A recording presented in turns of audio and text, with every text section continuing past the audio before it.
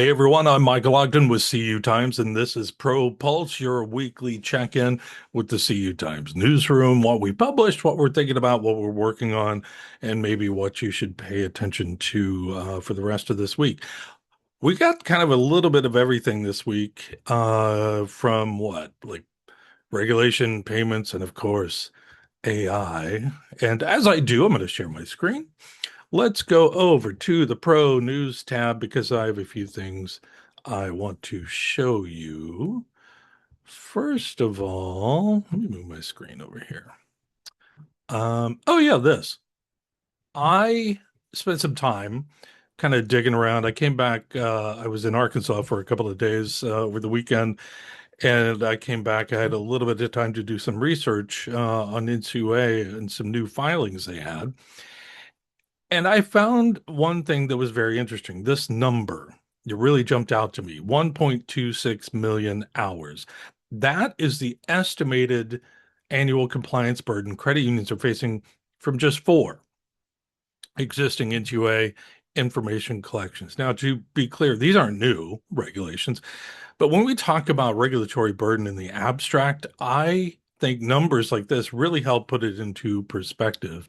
More than 1 million of those hours are actually tied to consumer disclosure and record keeping requirements alone. Another very interesting detail, again, if you read this story, is the burden associated with security requirements actually declined because there are fewer federally insured credit unions. So there's a consolidation story hiding in those numbers as well. Anyway, take a look at that. I want to go to, oh yeah, this. Joyce Moed has a great Q&A story about real-time payments and whether they're quickly moving from a nice to have to a competitive necessity for credit unions. But Joyce, um, pop up. Joyce had a great interview with Elena Casal from the Clearinghouse, who says RTP network now processes an average of 1.3 million payments a day. More than 170 credit unions are participating. And one statistic that really caught my attention, oh, it's down here somewhere. Where is it? Uh, you can read it, but it's saying 46% of RTP transactions are happening outside traditional business hours. That's interesting. Think about that. Your members don't live their financial lives from 9 to 5, obviously. So take a look at that. And finally, I did last week, again, before heading to Arkansas, I had the privilege uh, on the latest episode of Inside the Pro Studio to talk with Scott Coleman. Uh, and Scott is the new chief AI and innovation officer at Wings. And we we had a really wonderful discussion. He is one of the first executive AI leadership positions of its kind, really, in the industry. I think there's only one other, maybe.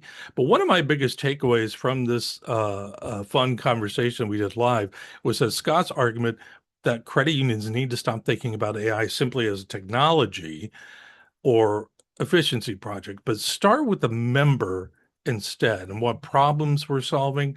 How does it create value? How can AI actually make the experience more personal and more people centric? We also talked about governance and other important things like that. But I just wanted to show you that. Take a look at that conversation.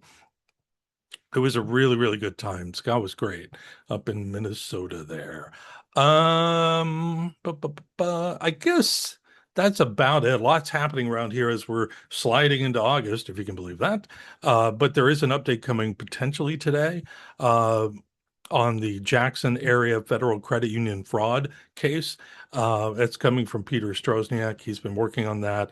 I can't let the cat out of the bag just yet, but there's more coming from that. Okay, I think that's about it for me. As always, thank you so much for reading and supporting us and watching the things that we do and the content that we're churning out just for you, our lovely readers. We really appreciate having you along for all of this. Okay, I got to get going. Great seeing you all, and I'll see you all next week. And until then, take care of each other. See ya.